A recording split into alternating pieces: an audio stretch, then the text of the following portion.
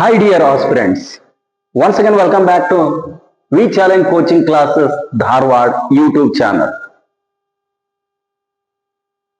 Dear students, ಈ ಒಂದು V challenge coaching classes Dharwad ಈ ಒಂದು ವಿದ್ಯಾಸಂಸ್ಥೆ ಸೈನಿಕ ನವೋದಯ ಕಿತ್ತೂರ್ RMS ಅಳಿಕೆ ಇನ್ನು ವಿವಿಧ ರೀತಿಯ ವಸತಿ ಶಾಲೆಗಳ ತರಬೇತಿಯನ್ನ ಕೊಡ್ತಕ್ಕಂತ ಶಾಲೆಗಳಿಗೆ ತರಬೇತಿಯನ್ನ ಕೊಡ್ತಕ್ಕಂತ ಒಂದು ಕೇಂದ್ರವಾಗಿದ್ದು ಈ ಒಂದು ವಿದ್ಯಾಸಂಸ್ಥೆ ನಮ್ಮ ಈ ಒಂದು ಕೋಚಿಂಗ್ ಸೆಂಟರ್ 3, 4, 5 ಮತ್ತು 6ನೇ ತರಗತಿ ಮಕ್ಕಳಿಗೆ ಅದು ಮಾಧ್ಯಮ ಇಂಗ್ಲಿಷ್ ಮಾಧ್ಯಮ ಇರ್ಬೋದು ಅಥವಾ ಕನ್ನಡ ಮಾಧ್ಯಮ ಇರ್ಬೋದು, residential and non residential. So ಈ ರೆಗ್ಯುಲರ್ ತರಗತಿಗಳಿಗೆ 2026ನೇ ಒಂದು ಈ ರೆಗ್ಯುಲರ್ ತರಗತಿಗಳಿಗೆ ಅಡ್ಮಿಷನ್ಸ್ ಗಳು ಓಪನ್ ಆಗಿದೆ. So those are interested students ಗಳು, ಸೊ ಅವರ ಒಂದು ಪೋಷಕರು ನಮ್ಮ ಈ ಒಂದು ವಿದ್ಯಾಸಂಸ್ಥೆಗೆ ನೀವು ಭೇಟಿ ಕೊಡೋದ್ರ ಮೂಲಕ ಮಾಹಿತಿಯನ್ನು ಪಡೆದುಕೊಳ್ಬಹುದು. ಸೊ ಹಾಗಾದ್ರೆ ನಮ್ಮ ಈ ಒಂದು ವಿದ್ಯಾಸಂಸ್ಥೆ ಒಂದು ವಿಳಾಸ opposite Aryabhata PU college, Kalghatgi road, Girinagar, Dharwad. So ನಿಮ್ಗೆ ಹೆಚ್ಚಿನ ಮಾಹಿತಿ ಬೇಕಂದ್ರೆ ಇಲ್ಲಿ ಕೆಳಗಡೆ ಡಿಸ್ಪ್ಲೇ ಆಗ್ತಕ್ಕಂತ ನಂಬರ್ಗಳಿಗೆ ಕರೆಯನ್ನು ಮಾಡುವುದರ ಮೂಲಕ ಮಾಹಿತಿಯನ್ನ ಪಡ್ಕೊಳ್ಬಹುದು. ಸೊ ಇವತ್ತಿನ ದಿನ ಈ ಒಂದು ವಿಶೇಷವಾಗಿ ಈ ಇಂಗ್ಲಿಷ್ ಭಾಷೆಗೆ ಸಂಬಂಧಪಟ್ಟಂತ ಕೆಲವು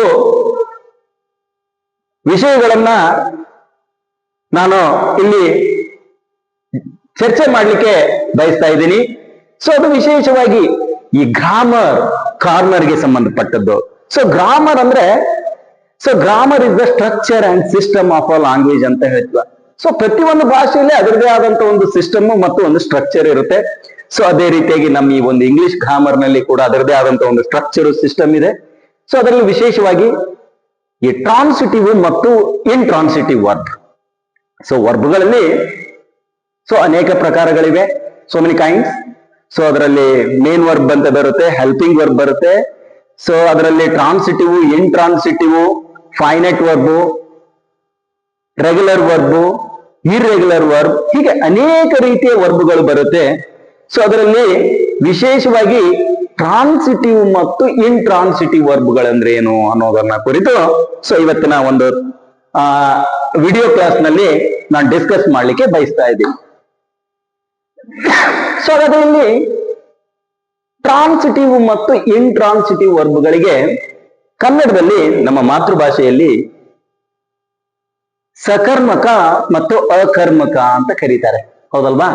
ಸೊ ಅದರಲ್ಲಿ ಟ್ರಾನ್ಸಿಟಿವ್ ವರ್ಬ್ ಅಂತ ಅಂದ್ರೆ ಇಲ್ಲಿ ಹೇಳ್ತಾ ಇದೆ, ಟ್ರಾನ್ಸಿಟಿವ್ ವರ್ಬ್ ಅಂತಂದ್ರೆ ಅದರಲ್ಲಿ ಸಕರ್ಮಕ ಅಂದ್ರೆ ಈ ಒಂದು ವಾಕ್ಯವನ್ನ ಸಬ್ಜೆಕ್ಟ್, ವರ್ಬ್ ಮತ್ತು ಆಬ್ಜೆಕ್ಟ್ ಗಳನ್ನಾಗಿ ಮಾಡ್ತೀವ. ಹಾಗಾದ್ರೆ ಇಲ್ಲಿ ಟ್ರಾನ್ಸಿಟಿವ್ ವರ್ಬ್ಗಳಿಗೆ ಆಬ್ಜೆಕ್ಟ್ಗಳು ಇದ್ರೆ ಅದನ್ನೇ ನಾವು ಟ್ರಾನ್ಸಿಟಿವ್ ವರ್ಬ್ ಅಂತ ಹೇಳ್ತೀವ. ಪ್ರತಿ ವಾಕ್ಯದಲ್ಲಿ ಯಾವ ವಾಕ್ಯ which sentence it contains object, this is called transitive verb. So ಇಲ್ಲಿ ನೋಡಿ ಡೆಫಿನಿಷನ್ ಹೇಳ್ತಾ ಇದೆ. ಏನಿದೆ ಡೆಫಿನಿಷನ್?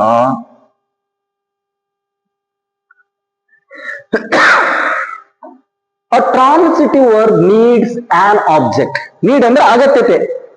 ಸೊ ಇಲ್ಲಿ ಸಬ್ಜೆಕ್ಟ್ ಮತ್ತು ವರ್ಬ್ ನಂತರ ಆಬ್ಜೆಕ್ಟ್ ಬೇಕೇ ಬೇಕು.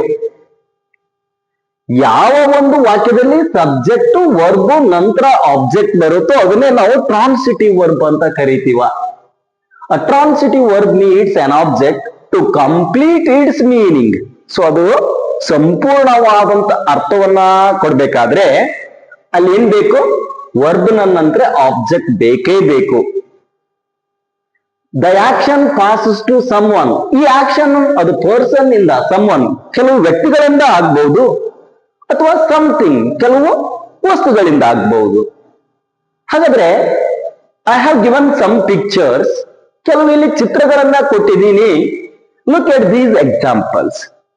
ಇಲ್ಲಿ ನೋಡಿ ಫಸ್ಟ್ ಒನ್ ಪಿಕ್ ಇದೆ. ಏನ್ ಹೇಳ್ತಾ ಇದೆ? ರಾಹುಲ್ ಕಿಕ್ಸ್ ಅ ಬಾಲ್ ಅಂತ ಇದೆ. So Rahul it is a subject. So subject ಅಂದ್ರೆ ನಾವು ಇಂಗ್ಲಿಷ್ ನಲ್ಲಿ ಇದಕ್ಕೆ ಕರ್ತೃ, ಅದನ್ನೇ ಕನ್ನಡದಲ್ಲಿ ಕರ್ತೃ ಅಂತ ಕರಿತೀವ. ಸೊ ಇಂಗ್ಲಿಷ್ ನಲ್ಲಿ ಸಬ್ಜೆಕ್ಟ್ ಅಂತ ಕರಿತೀವಿ, ಇದನ್ನೇ ಡೂಯರ್ ಅಂತ ಕರಿತೀವ. ಡೂಯರ್ ಇಟ್ ಮೀನ್ಸ್ ಸಬ್ಜೆಕ್ಟ್ ಅಂದ್ರೆ a person who is doing action. So ಇಲ್ಲಿ ಯಾವುದೋ ವ್ಯಕ್ತಿ ಇರ್ಬೋದು, ಒಂದು ವಸ್ತು ಇರ್ಬೋದು, ಪ್ರಾಣಿ ಇರ್ಬೋದು, ಅದು ಆಕ್ಷನ್ ಅನ್ನ ಮಾಡ್ತಾ ಇದ್ರೆ ಅದು ಸಬ್ಜೆಕ್ಟ್ ಆಗಿರುತ್ತೆ. ನಂತರ ಏನಿದೆ ನೋಡಿ, ಕಿಕ್ಸ್ ಇದೆ. ಇಲ್ಲಿ ವರ್ಬ್ಗಳು ಬಂತು, ಆಕ್ಷನ್ ವರ್ಡ್ಸ್ ಅಂತ ಹೇಳ್ತಾ ಇದೀವಿ. ಸೊ ಇಲ್ಲಿ ವರ್ಬ್ ಇದೆ, ಸಬ್ಜೆಕ್ಟ್ ಆಫ್ಟರ್ ವರ್ಬ್ ಇದೆ. ಸೊ ನಂತರ ನೋಡಿ, ಇದು ಅ ball it is a object, ಹೌದು ಅಲ್ವೋ ಅಂತ ನಾವು ಚೆಕ್ ಮಾಡ್ಬೇಕಾಗಿದೆ. ಸೊ ಒನ್ ಥಿಂಗ್ ನನ್ನ ಮೇಲೆ ಇಟ್ಕೊಳ್ಳಿ, ಸಬ್ಜೆಕ್ಟ್ ವರ್ಬ್ ನಂತರ ಬರ್ತಕ್ಕಂಥ ಎಲ್ಲಾ ಶಬ್ದಗಳು ಆಬ್ಜೆಕ್ಟ್ ಗಳಾಗಿರೋದಿಲ್ಲ. ಕೆಲವು ಅಡ್ವರ್ಬ್ಗಳು ಇರ್ತವೆ, ಕೆಲವು ಕಾಂಪ್ಲಿಮೆಂಟ್ ಆಗಿರ್ತವೆ. ಸೊ ಒನ್ ಥಿಂಗ್ ನಾನು ಮತ್ತೊಮ್ಮೆ ಹೇಳ್ತಾ ಇದ್ದೀನಿ, ಸಬ್ಜೆಕ್ಟ್ ವರ್ಬ್ ನಂತರ ಬರ್ತಕ್ಕಂಥ ಎಲ್ಲಾ ಶಬ್ದಗಳು ಆಬ್ಜೆಕ್ಟ್ ಗಳಾಗಿರೋದಿಲ್ಲ. ಸೊ ಇದನ್ನ ಹೆಂಗೆ ಕಂಡುಹಿಡಿಯೋದು ಅಂದ್ರೆ ಇಲ್ಲಿ ನೋಡಿ, ರಿಮೆಂಬರ್ ರಾಹುಲ್ ಕಿಕ್ಸ್ ಅಂತ ಇದೆ, ಸಬ್ಜೆಕ್ಟ್ ವರ್ಬ್ ಆಯ್ತು. ಅ ball it is object.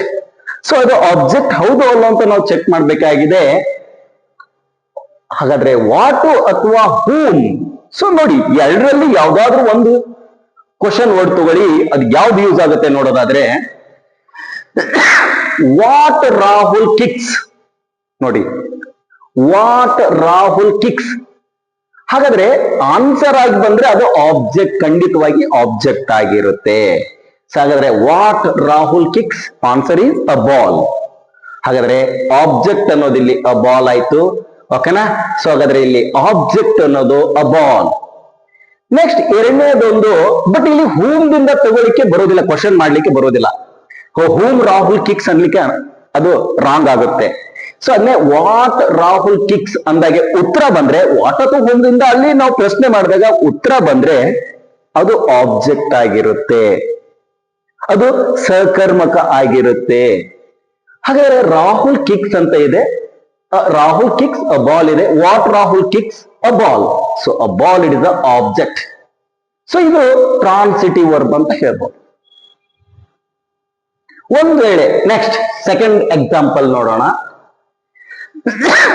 Anita eats on apple.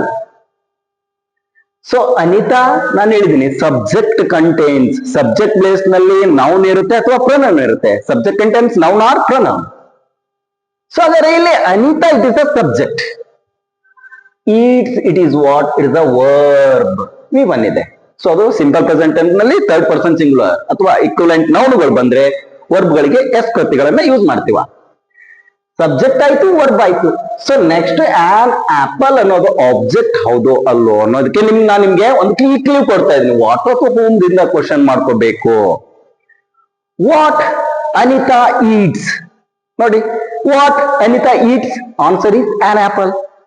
So answer ಬಂತು, ಹಾಗಾದ್ರೆ ಆಬ್ಜೆಕ್ಟ್ ಆಯ್ತು. ಸೊ ಹಾಗಾದ್ರೆ ಟ್ರಾನ್ಸಿಟಿವ್ ವರ್ಬ್. ನೆಕ್ಸ್ಟ್ ಒಂದ್ ವೇಳೆ ಹೂಮ್ ದಿಂದ ಕ್ವಶನ್ ಮಾಡ್ಕೊಂಡೆ ಬರುತ್ತೆ ಇಲ್ಲ ನೋಡಿ ಆನ್ಸರ್. ಹೂಮ್ ಅನಿತಾ ಈಟ್ಸ್ ಅನ್ಲಿಕ್ಕೆ ಆಗೋದಿಲ್ಲ, ಅದು ರಾಂಗ್ ಆಗುತ್ತೆ. ಸೊ ಹಾಗಾದ್ರೆ ಇಲ್ಲಿ ವಾಟ್ ಅನಿತಾ ಈಟ್ಸ್ ಅಂದಾಗ ಆನ್ಸರ್ ಆನ್ ಆಪಲ್. ಆಬ್ಜೆಕ್ಟ್ ಬಂತು, ಇದು ಟ್ರಾನ್ಸಿಟಿವ್ ವರ್ಬ್, ಇದು transitive verb. Sam reads a book. So third ಒಂದು ಇಮ್ಯಾಜ್ ನೋಡೋದಾದ್ರೆ, ಇಲ್ಲಿ ಸಾಮ್ ಏನ್ ಮಾಡ್ತಾ ಇದ್ದಾನೆ, ಬುಕ್ ಅನ್ನ ಓದುತ್ತಾನೆ. Sam it is subject, reads it is a verb, a book it is transitive or intransitive ಅಂತ ನಾನು ಚೆಕ್ ಮಾಡ್ಕೋಬೇಕಾದ್ರೆ ನಾನು ಆಲ್ರೆಡಿ ಕ್ಲೂ ಕೊಟ್ಬಿಟ್ಟಿದ್ದೀನಿ. ರಿಮೆಂಬರ್ ಮಾಡ್ಕೊಳ್ಳಿ, ask your self. So what Sam reeds ಅಥವಾ ಹೂಮ್ ಸಾಮ್ ರೀಡ್ಸ್ ಅನ್ಲಿಕ್ಕೆ ಆಗೋದಿಲ್ಲ. ನೋ, ಹೂಮ್ ಸಾಮ್ ರೀಡ್ಸ್ ಅನ್ನೋದು ರಾಂಗ್ ಆಗುತ್ತೆ. ಸೊ ಅಲ್ಲಿ what Sam reads, answer a book. So ಹಾಗಾದ್ರೆ what Sam reads a book. So answer ಹಾಗಾದ್ರೆ ಇಲ್ಲಿ a book it the right answer. ಇಲ್ಲಿ ಅ ಬುಕ್ ಅನ್ನೋದು ಆಬ್ಜೆಕ್ಟ್ ಆಗುತ್ತೆ, ಇದು ಟ್ರಾನ್ಸಿಟಿವ್ ವರ್ಬ್ ಅಂತ ಕೂಡ ಇದು ಕೂಡ ಹೇಳ್ಬಹುದು. ಕೊನೆಯದಾಗಿ Riya it is a subject, paints it is a verb. So action ಇದು, ಆಕ್ಷನ್ ವರ್ಬ್, ಆಕ್ಷನ್ ವರ್ಡ್ ಇದು. ಅ ಪಿಕ್ಚರ್ ಅನ್ನೋದು ಆಬ್ಜೆಕ್ಟ್ ಹೌದೋ ಅಲ್ಲೋ ಅಂತ ಚೆಕ್ ಮಾಡಬೇಕಾಗಿದೆ. ನಾನು ನಿಮ್ಗೆ ಕ್ಲೂ ಆಲ್ರೆಡಿ ಕೊಟ್ಟಿದ್ದೀನಿ. What Riya paints. ರಿಯಾ ಏನ್ ಪೇಂಟ್ ಮಾಡ್ತಾ ಇದ್ದಾಳೆ? ಪಿಕ್ಚರ್ ನ ಒಂದು ಪೇಂಟ್ ಮಾಡ್ತಾ ಇದ್ದಾಳೆ. ಸೊ ಆನ್ಸರ್ ಬಂತು. ಹಾಗಾದ್ರೆ objective, subject plus verb plus object ಬಂದ್ರೆ ಇದು ಟ್ರಾನ್ಸಿಟಿವ್ ವರ್ಬ್. ಸರ್ ಎಲ್ಲಕ್ಕೂ ವಾಟ್ ಯೂಸ್ ಮಾಡಿದ ಮತ್ತೆ ಹೂಮ್ಗೆ ಯಾವ ರೀತಿ ಬರುತ್ತೆ ಅನ್ನೋದು ನೋಡೋದಾದ್ರೆ,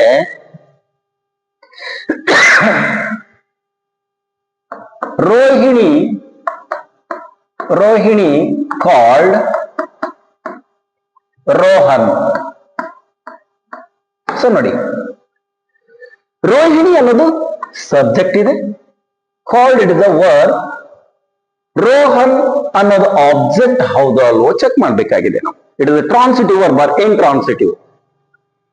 ಸೊ ಕ್ಲೂ ತಗೊಳ್ಳಿ, ವಾಟ್ ರೋಹಿಣಿ ಕಾಲ್ಡ್ ಅಂತ ಅನ್ಲಿಕ್ಕೆ ಆಗೋದಿಲ್ಲ, ಇವಾಗ ಚೇಂಜ್ ಮಾಡ್ತಾ ಇದ್ದೀನಿ ನಾನು. ಸೊ ಇವೆಲ್ಲ ಚಿತ್ರಗಳಿಗೆ ವಾಟ್ ಕ್ವಶನ್, ವಾಟ್ ದಿಂದ ಪ್ರಶ್ನೆ ಮಾಡಿದೀವಿ with the help of what.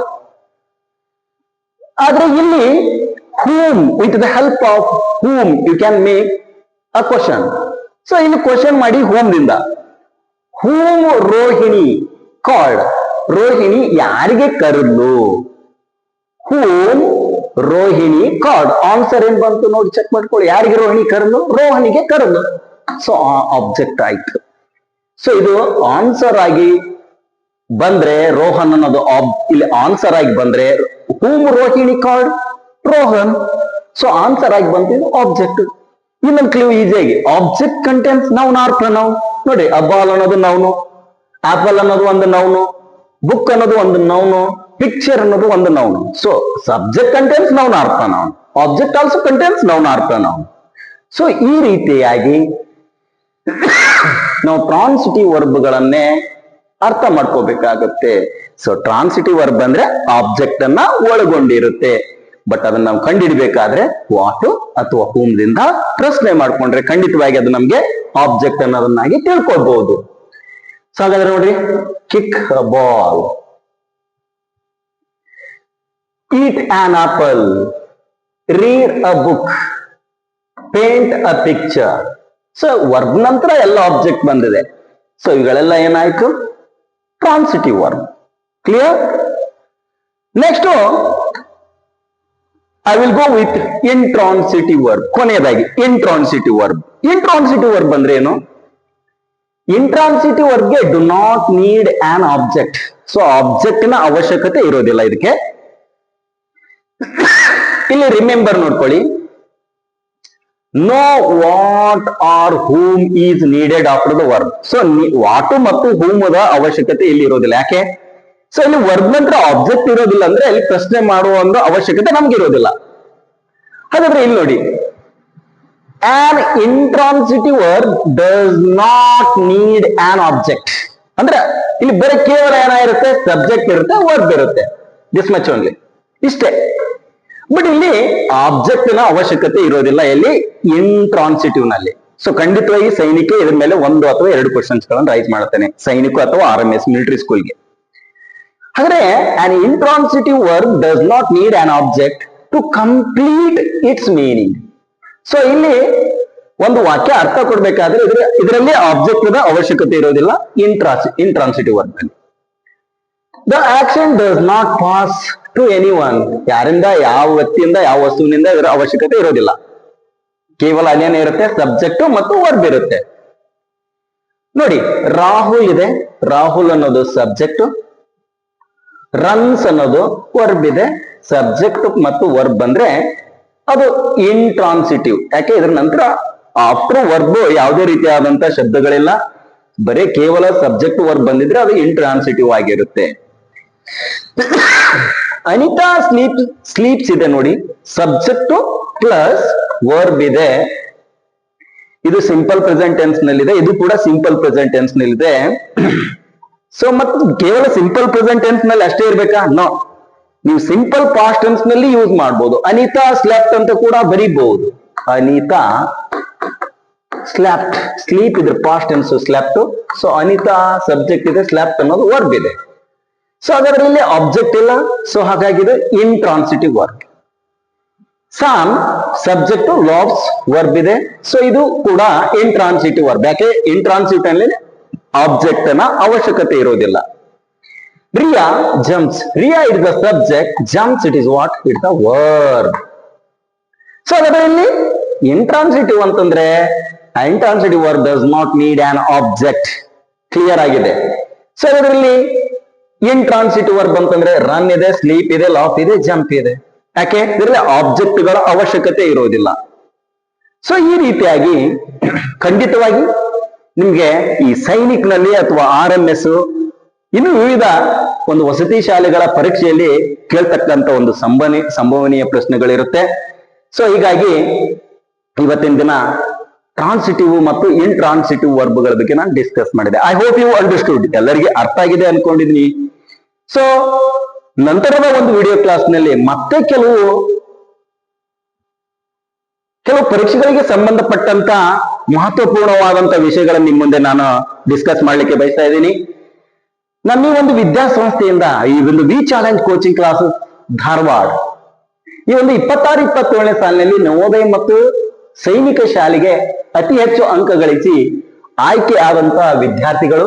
ಈ ಒಂದು ವಿದ್ಯಾರ್ಥಿಗಳಿಗೆ ನಮ್ಮ ಒಂದು ವಿದ್ಯಾಸಂಸ್ಥೆಯಿಂದ ಸೊ ಅದು ವಿಶೇಷವಾಗಿ ಅವನಿ ಸೊ ಈ ಒಂದು ವಿದ್ಯಾರ್ಥಿನಿ ಸೈನಿಕ, ನವೋದಯ, ಕಿತ್ತೂರು ವಿವಿಧ ವಸತಿ ಶಾಲೆಗಳಿಗೆ ಆಯ್ಕೆಯಾಗಿದ್ದಾಳೆ. ಮೊಹಮ್ಮದ್ ಸಮಿ ಬಿಜಾಪುರ್ ಸೈನಿಕ್ ಸ್ಕೂಲು, ಸೊ ಮತ್ತೆ ಇಲ್ಲಿ ತನ್ಮಯ R ಆಂಧ್ರ ಪ್ರದೇಶದ ಕಲಿಕೇರಿ, ಜನಕ್ ಸೊ ಸಿನ್ನೂರಿನ ಒಂದು ಸೈನಿಕ ಶಾಲೆ, ರಘುಚಂದನ್, ಹಿಂಗೆ ಖುಷಿ, ಸತಾರ ಮತ್ತು ಮಹಾರಾಷ್ಟ್ರದ ಕೆಲವು ವಿವಿಧ ಶಾಲೆಗಳಿಗೆ ಇವರೆಲ್ಲ ಆಯ್ಕೆಯಾಗಿದ್ದಾರೆ. ಇವರಿಗೆ ನಮ್ಮ ವಿದ್ಯಾಸಂಸ್ಥೆಯ ಪರವಾಗಿ ತುಂಬು ಹೃದಯದ ಒಂದು ಅಭಿನಂದನೆಗಳನ್ನ ನಾನು ಈ ಮೂಲಕ ಸಲ್ಲಿಸ್ತಾ ಇದ್ದೀನಿ. ಸೊ ಅದೇ ರೀತಿಯಾಗಿ 26-27 ಸಾಲಿನ ಕಿತ್ತೂರಿನ ಶಾಲೆಯಲ್ಲಿ ಅತಿ ಹೆಚ್ಚು ಅಂಕ ಗಳಿಸಿ ಆಯ್ಕೆಯಾದಂತಹ ಈ ಒಂದು ವಿದ್ಯಾರ್ಥಿಗಳಿಗೆ ಮತ್ತು ವಿವಿಧ ವಸತಿ ಶಾಲೆಗಳಿಗೆ ಆಯ್ಕೆಯಾದಂತಹ ವಿದ್ಯಾರ್ಥಿಗಳಿಗೆ ನಮ್ಮ ವಿದ್ಯಾಸಂಸ್ಥೆಯ ಒಂದು ಪರವಾಗಿ ಮತ್ತು ಎಲ್ಲಾ ಶಿಕ್ಷಕರ ಪರವಾಗಿ ತುಂಬು ಹೃದಯದ ಅವರಿಗೆ ಅಭಿನಂದನೆಗಳನ್ನು ಸಲ್ಲಿಸುತ್ತಾ ಸೊ ಇವತ್ತಿನ ನಾನು ಈ ಒಂದು ವಿಡಿಯೋ ಕ್ಲಾಸ್ ಅನ್ನ ಮುಗಿಸ್ತಾ ಇದ್ದೀನಿ. ಸೊ ನಮ್ಮ ಇನ್ನೂ ಹೆಚ್ಚು ಒಂದು ವಿಡಿಯೋಗಳನ್ನ ನಾನು ನಮ್ಮ ಈ ಒಂದು V challenge coaching classes Dharwad YouTube ಚಾನೆಲ್ಗಳಿಂದ ನಾನು ಕೂಡ ಮಾಡಲ್ಪಡುತ್ತಿದ್ದು. ಸೊ ನೆಕ್ಸ್ಟ್ ಇನ್ನು ಮುಂದಿನ ಒಂದು ವಿಡಿಯೋ ಕ್ಲಾಸ್ ನಲ್ಲಿ ಕೆಲವು ವಿಶೇಷವಾದಂತ ಮಹತ್ವಪೂರ್ಣವಾದಂತ ಇಂಗ್ಲಿಷ್ ಗ್ರಾಮರ್ಗೆ ಸಂಬಂಧಪಟ್ಟಂತ ವಿಷಯಗಳನ್ನ ನಿಮ್ ಮುಂದೆ ನಾನು ತೆಗೆದುಕೊಂಡು ಬರ್ತಾ ಇದ್ದೀನಿ. ಅಲ್ಲಿವರೆಗೂ ಥ್ಯಾಂಕ್ ಯು ವೆರಿ ಮಚ್.